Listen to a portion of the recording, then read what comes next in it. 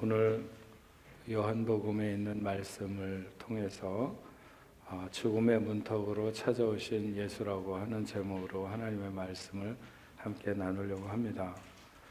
성경이 기록하고 있는 대로 예루살렘 성벽에 여러 문들이 있는데 그 중에 하나가 양의 문입니다.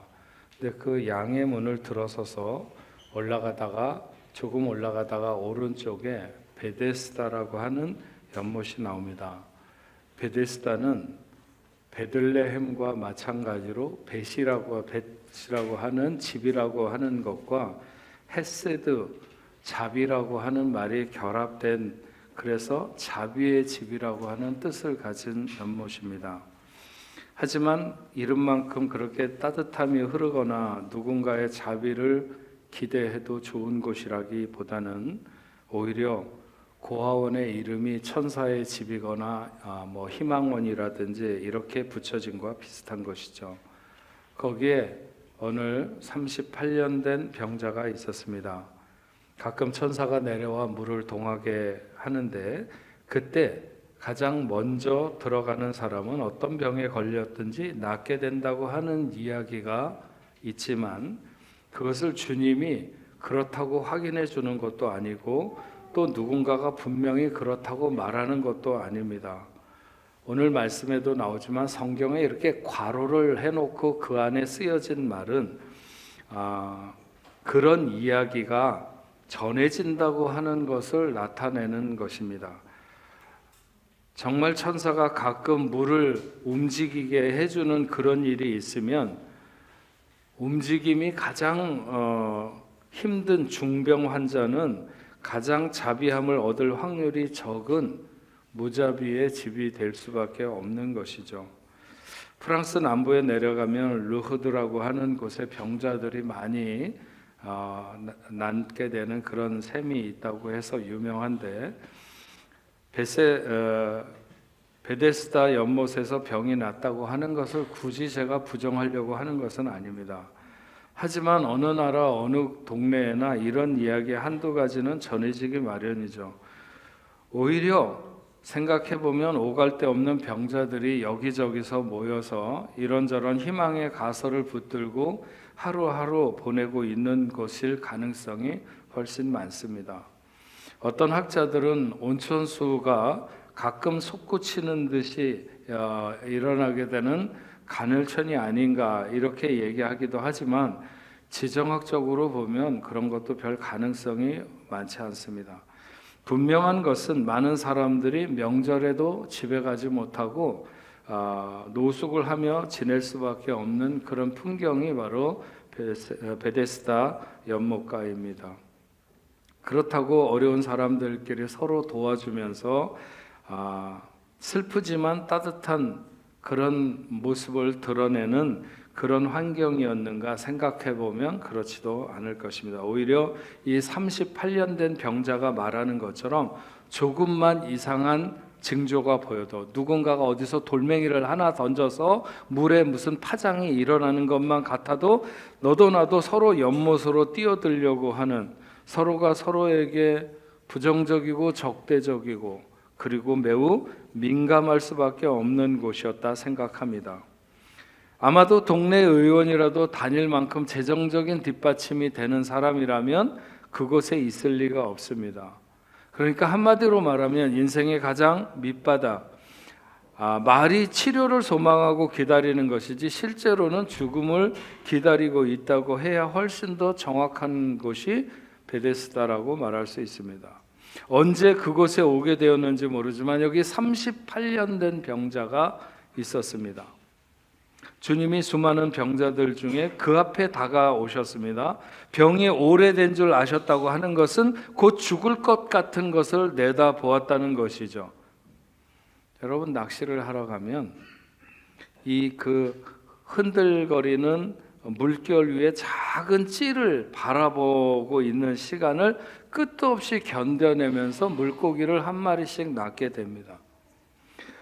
그 찌가 물 위로 이렇게 쏙 내려가든지 물 밑으로 내려가든지 물 위로 쏙 올라오든지 하는 것을 잡아채는 것인데, 그 어른거리는 물결에서 그것을 바라보며 물고기를 기다리고 있는 것, 그게 낚시꾼의 어떤 그 모습입니다. 베데스다 연못에서 물이 움직이는 것, 물을 바라보면서 물이 움직이는 것을 하루 이틀도 아니고 기약 없이 기다리고 있어야 했는데, 실상 이 38년 된 병자는 물이 움직여도, 어떤 이유로 움직이든지 움직여도 남들보다 먼저 물에 들어갈 확률이 거의 없는 사람입니다. 그러니까 이 사람은 낚시꾼으로 말하면 낚시에다가 미끼도 안 껴놓고 그것을 바라보고 계속 있는 것과 같은 그런 비슷한 것이죠. 그런 희망 없는 시간을 보낸 지 38년이고 점점 깊어진 병이 그의 죽음을 재촉하고 있었다, 이렇게 보여집니다. 그래서 딱 봐도 가장 중요한 것 같은 이 사람 앞에 주님이 서신 것입니다. 그는 죽음의 문턱에서 오늘 예수를 만나고 있습니다. 저는 오늘 말씀을 준비하면서 우리가 베데스다 연못가에 38년 된 병자와 같이 죽을 날을 기다리는 사람은 아닐지 몰라도, 우리에게 오랜 시간 우리를 괴롭히는 고질적인 문제들에게서 노임받는 시간이 되었으면 좋겠다라고 하는 그런 소망을 가지고 오늘 말씀을 준비했습니다. 어떤 분은, 여러분은 어떤 문제를 가지고 오늘 예수를 만나기 원하십니까? 뭐가 그토록 내 힘으로는 안 되는 오랜 시간 고질적으로 우리의 발목을 붙잡고 있습니까? 오늘 그 문제가 예수에게 보여지고 예수를 만나게 되기를 바랍니다. 오늘 말씀은 간단한 문제를 가지고 있거나 아니면 심각하지 않은 문제를 가지고 있는 사람에게 희망적이기보다는 오히려 병이 깊기 때문에 더 소망스럽고, 문제가 심각하기 때문에 더 희망이 있고, 죽음의 문턱에 있기 때문에 더 생명이 되는 그런 말씀입니다. 그러니까 오늘 여러분이 어떤 문제를 가지고 이 자리에 있든지, 세상에 아무도 이해할 수 없고 해결해 줄 수 없는 고통스러운 문제가 내게 있다면 그 사람에게 적합한 그런 말씀이 오늘 들려주는 시간이 될 줄로 믿습니다. 많은 사람들이 크고 작은 문제에 시달리며 살아가죠. 그게 육체의 질병의 문제일 수도 있고 아니면 여러 가지 환경이나 조건의 문제가 될 수도 있습니다.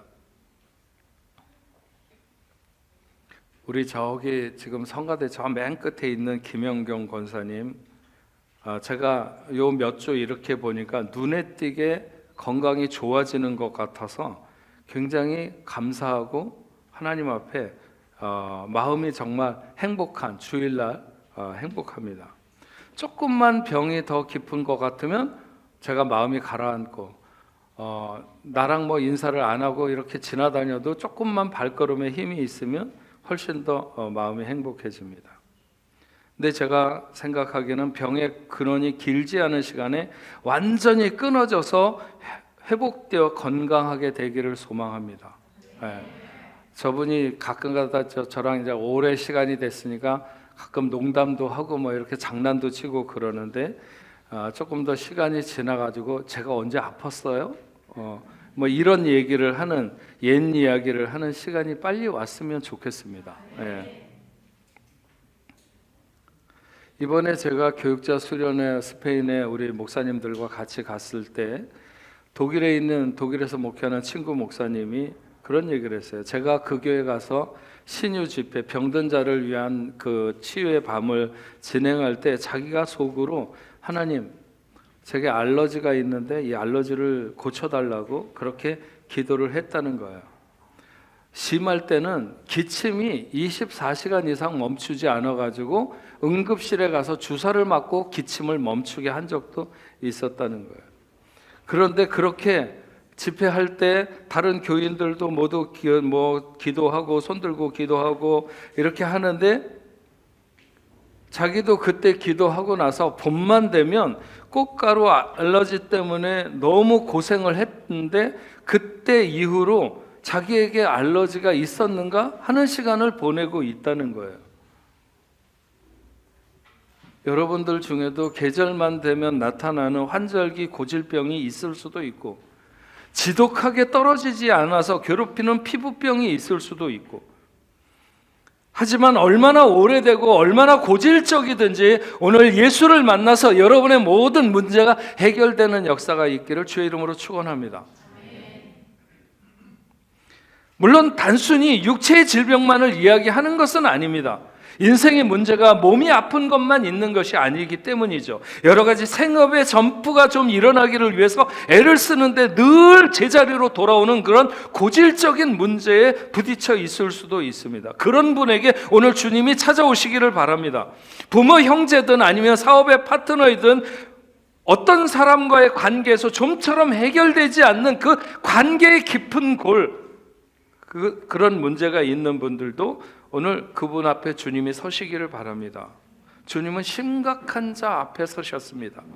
심각하기 때문에 그 앞에 서신 것입니다. 절박하기 때문에 그 절박한 사람 앞에 서신 것입니다. 만약 손가락이 조금 아프거나 금방 죽지 않았을 것 같았으면 주님은 그 인생 앞에 서지 않았을 것입니다. 누가 봐도 죽음의 그림자가 덮인 듯한 심각한 모습을 하기 때문에 많은 사람 중에 주님은 그 사람에게 찾아오셨습니다.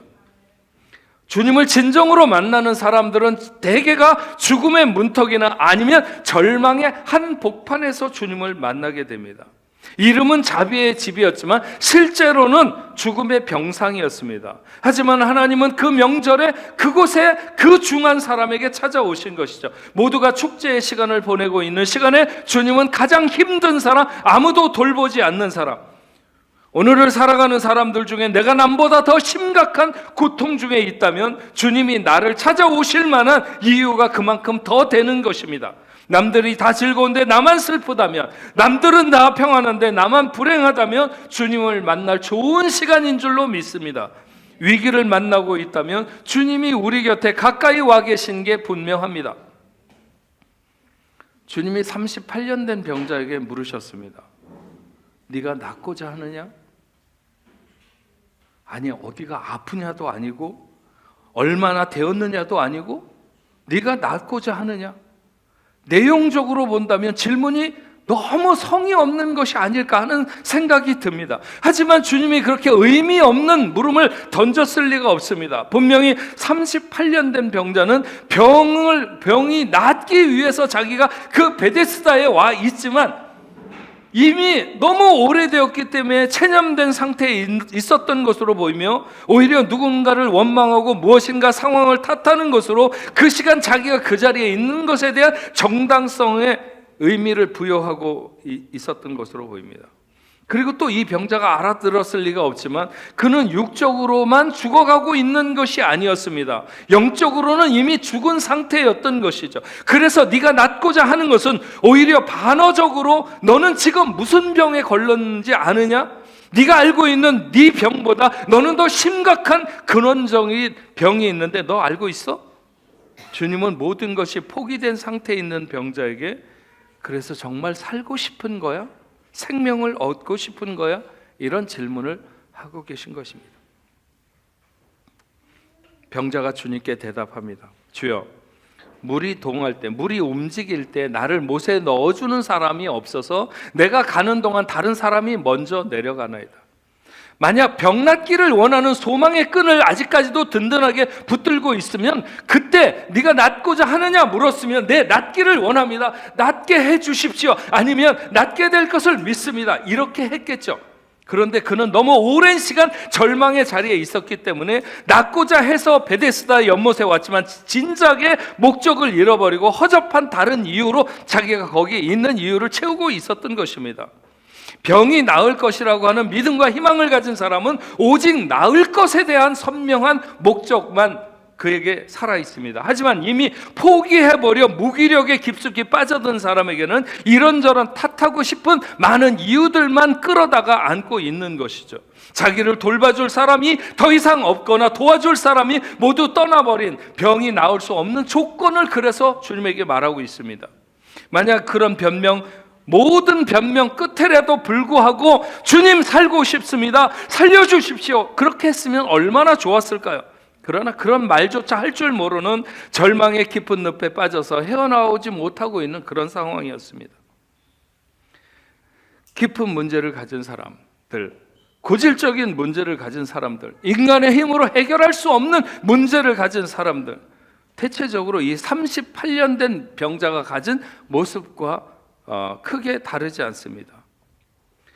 파블로프의 개를 통한 조건 반사의 실험과 비슷하게 미국의 심리학자 마틴 셀리그먼이 우울증에 관한 연구를 하기 위해서 개를 통한 실험한 학습된 무기력이라고 하는 그런 이론이 있습니다. 이를테면 전기 충격을 준 개가 어떤 움직임을 가져도 그런 전기 충격을 받는 거기서로부터 피할 수 없다라고 하는 것이 오랜 시간 학습이 되어 있으면 나중에 설령 전기 충격을 피할 수 있는 장치가 열려져 있어도 이미 무기력이 학습되어 있어서 반응을 보이지 않는다고 하는 결과입니다. 너무 많은 사람들이 오래된 문제, 쉽지 않은 문제, 내 힘으로 할 수 없는 문제, 이런 문제에 대해서 무기력에 학습되어 있는 것이죠. 그래서 사실 문제를 해결할 수 있는 길이 있어도 여전히 무기력에 불가능해 안 된다고 하는 것에 빠져 있는 것입니다. 네가 낫고자 하느냐?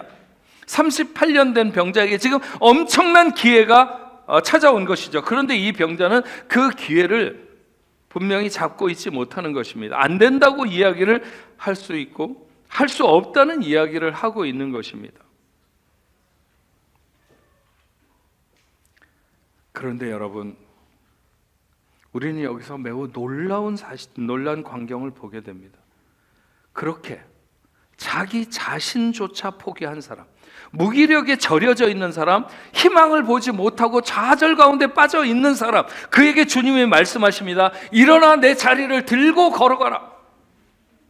간절하게 고쳐달라고 하지도 않았습니다. 너무나도 고침받고 싶어서 애원하지도 않았습니다. 혹시 고쳐주실 만한 능력이 있으시지는 않느냐고, 아니면 도와줄 수는 없느냐고 묻지도 않았습니다. 그런데 그냥 그 가운데 그냥 하나님이 개입하신 거죠. 마치 정오에 내리꽂히는 빛이 사도 바울을 사로잡았듯이 주님이 이 기대도 없고 좌절과 무기력에 깊이 빠져있는 병자에게 일어나 내 자리를 들고 걸어가라. 그래서 그가 곧 일어나 걸어가게 되었습니다. 하나님은 누군가의 요청에 의해서, 주님은 누군가의 요청에 의해서 베데스다 연못에 오신 것이 아닙니다. 38년 된 병자가 요청해서 그 앞에 선 것도 아닙니다. 그가 말하는 것이나 그의 기대에 감동이 되어서 그를 고치신 것도 아닙니다. 마치 로마서 5장 6절 말씀처럼 우리가 아직 연약할 때, 로마서 5장 8절 말씀처럼 우리가 아직 죄인 되었을 때, 로마서 5장 10절 말씀처럼 우리가 아직 원수 되었을 때 그의 아들을 우리를 위해 내어주어 자기의 사랑을 확증하신 주님처럼, 그는 여전히 주님을 알지도 못했을 때 주님은 그에게 죽음의 문턱에 선 자에게 생명을 선물하고 있는 것을 알 수 있습니다. 물론 성경에 믿음을 가지고 나와서 주님 앞에 응답받는 사람들이 많이 나와 있고, 우리들도 주님 앞에 나갈 때는 믿음을 가지고 나가기를 원합니다. 소경 바디메오가 예수님께 소리를 지르며 나왔을 때 네가 무엇하여 주기를 원하느냐 물어보니까 보기를 원한다고 그랬어요. 그랬더니 주님이 가라, 내 믿음대로 될지어다. 그것은 바디메오의 믿음이 전제된 응답이죠. 왜냐하면 내 믿음대로 되라고 했으니까 믿음이 있으면 보게 될 것인데 바디메오는 보게 되었습니다. 예수님 뒤에서 예수님의 옷자락을 만진 혈루병 앓던 여인도 굉장히 훌륭한 믿음을 가진 여인이죠. 그래서 따라 내 믿음대로 될지어다. 놀라운 믿음, 귀한 믿음을 보인 사람들이 많습니다. 하지만 오늘 38년 된 병자, 그에게 무엇이 있습니까? 아무것도 없어요. 아무것도 없어.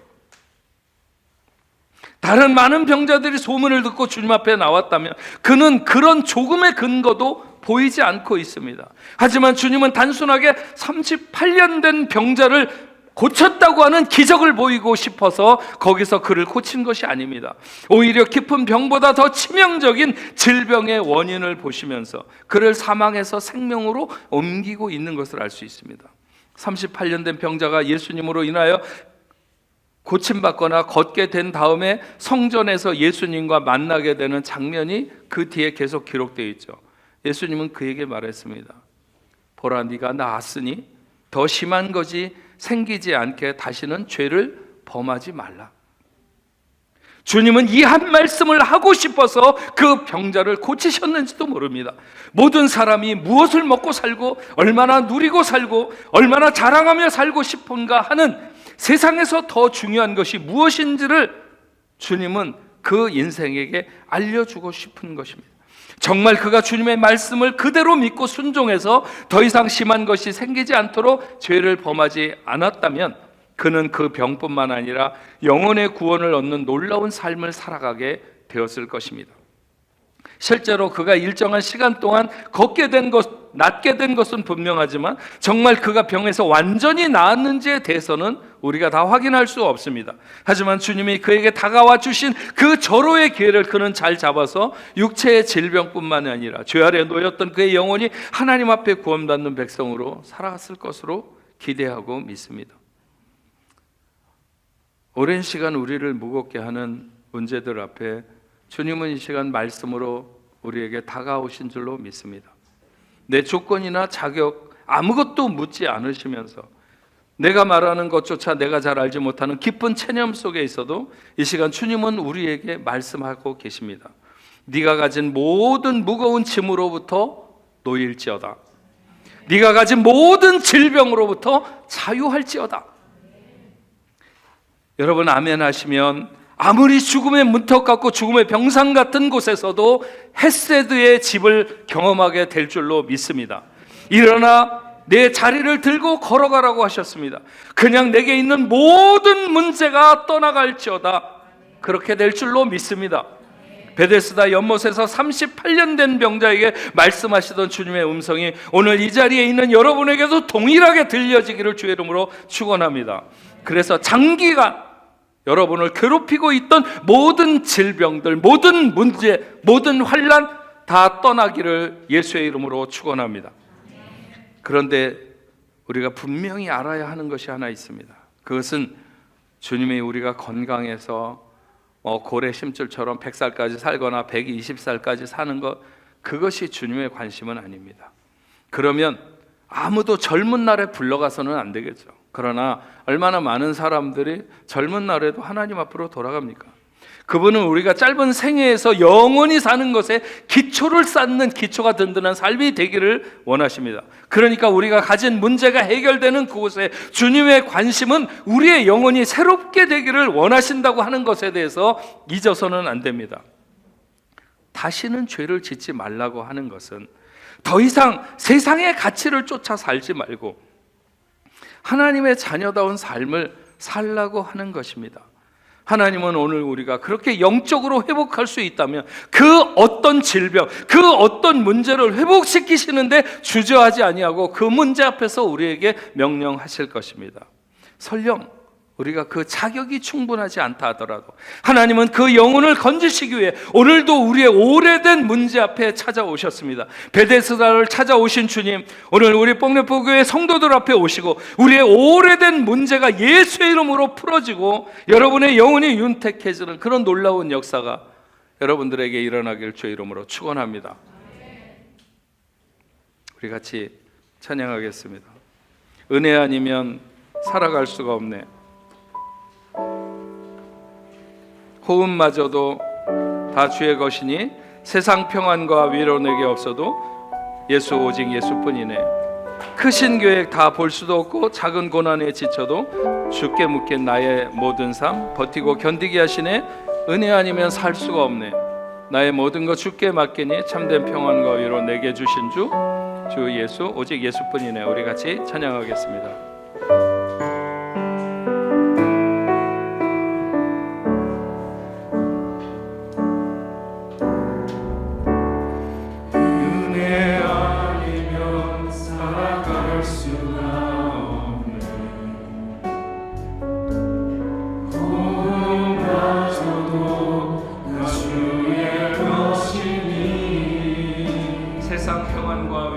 세상 평안과 위로 내게 없어 예수 오직 예수뿐이네.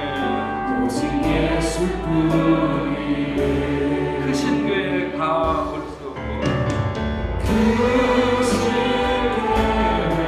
계획 다 볼 수도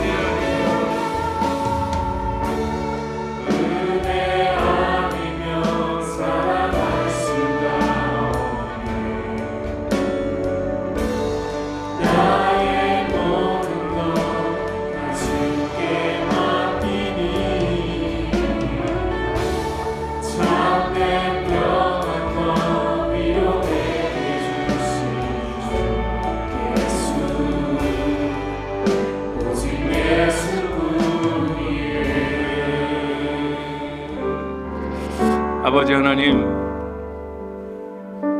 베데스다 연못가에 38년 된 그 병자, 어쩌면 우리는 각자의 삶에 이런 오래된 정말 내 힘으로 안 된다고 생각하고 체념해버린, 그러나 너무나도 괴롭고 어쩌면 죽음을 향해서 다가서는 것 같은 그런 절망의 문제들이 각자에게 있다면, 그것이 육체의 질병이든지 아니면 어떤 문제이든지 간에 주님, 오늘 그 문제 앞에 다가오시며 말씀하시는 주님의 명령을 듣는 저희가 다 될 수 있도록 주여 도와주옵소서. 우리의 영혼이 새롭게 되기를 원하신다면 하나님은 못 고칠 질병이 없으시고 어떤 개선하지 못할 상황이 없는 것을 압니다. 38년 된 병자에게 내 자리를 들고 일어나 걸어가라고 말씀하신 것처럼 오늘 하나님 앞에 가지고 나온 모든 문제에 대해서 주님 명령하여 주시옵소서. 내 모든 문제가 해결될지어다. 내 모든 질병이 물러갈지어다. 자유를 선언하시는 하나님 앞에 우리의 모든 고질적인 문제들이 물러가게 하시고 깨끗해지는 귀한 역사가 있도록 주님 인도하여 주시옵소서. 그래서 우리의 영혼이 살고 하나님 앞에 윤기 있는 새 생명을 얻은 하나님의 사람들답게 그렇게 살아갈 수 있도록 주님 도와주시옵소서. 하나님 앞에 귀한 예물 구별하여 드립니다. 올려드리는 모든 손길들 하나님이 받으신 것 아버지 하나님의 나라와 영광을 위하여 사용되게 주여 인도하여 주시옵소서.